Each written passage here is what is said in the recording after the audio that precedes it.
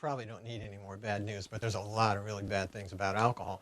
Skin, that's number one, actually, in many people's minds. Varicose veins, red face, it just gets worse from there. Alcohol dries you out. It strips. Alcohol loves H2O. It strips water from every cell. It dehydrates. It's hypoglycemic. It's going to bring about all these types of problems. What happens because you're dehydrated? First of all, estrogen levels, testosterone levels are affected. There's all kinds of things that happen to your skin, not just in your face, but all over your body. It dries out. And then, like it should make sense, but it doesn't, it's also going to cause edema. So you got swelling ankles, and if you keep screwing around, you're going to have ascites, and your abdomen's going to be full of water. Then you go to the heart. There's a whole list of things. Let's look at blood pressure, circulatory problems, all the things that we can think of to do with the heart. If you have a little bit of wine, you have to realize that can be a good thing for your heart. But mostly it's just simply bad news. And then money. You can spend up to $15,000 a year going out and drinking.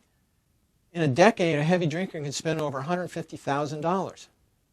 There's a lot of good things we think about in terms of just cutting back a little bit on alcohol. And that has to do with some of the health benefits, but mostly it has to do with things like self-respect, self-dignity, coming home and not having the wife or the husband after you because you've been out drinking. How many times you go out to drink 2 beers? How many did you have? You had 10. You had 3 six-packs.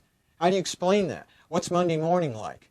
What do you like at work? How about mental focus, concentration, climbing up the job ladder? Who's going to give that guy a job after he comes in every Monday half hungover and he can't concentrate? He's falling asleep at his desk. There's so many things that have to do with work and moving forward. Then your kids, your self-respect for your kids. You're sitting in an easy chair, and I mean it's just out of control for most people. They don't mean to do it, but why don't they wake up and just look and see what it's doing to their bodies? Your skin, your nails, your hair, every single thing you can think about is going to go wrong from alcohol. And then weight.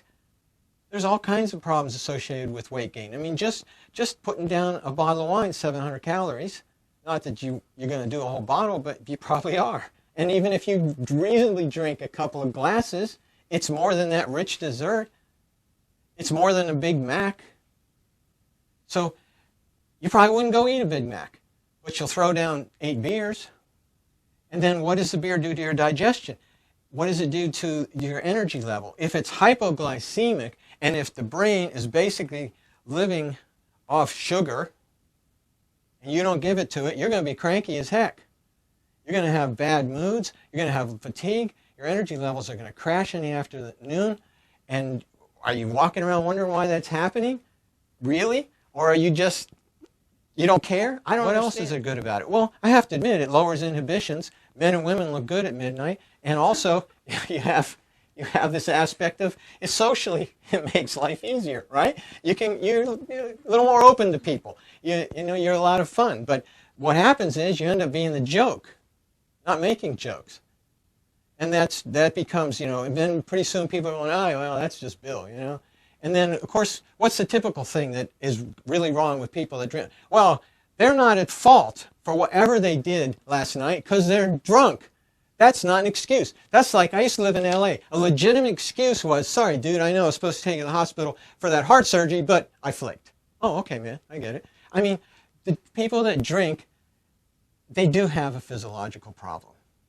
But if they know that, and they know how to approach it, and they continue to do it, it kind of gets back to being their fault. So you look at 50 things that can go wrong and tick them off. How many do you need? Where does it stop?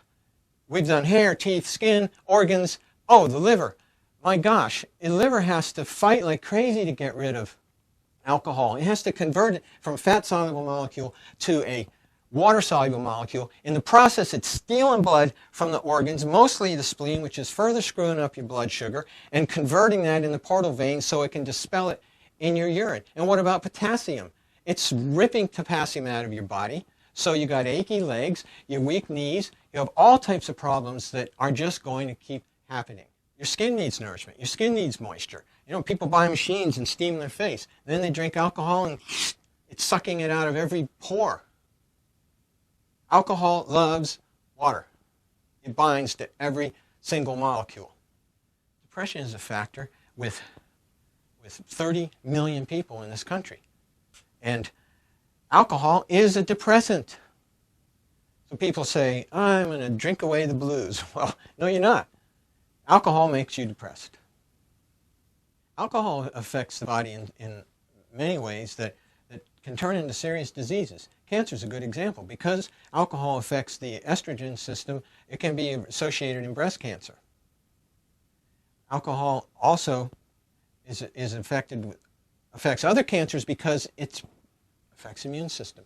Your body is losing tools it needs to fight. You know, everybody has cancer cells in their body. Why does one person get it and another one doesn't? Because a condition changes in the body that allows the cells to proliferate.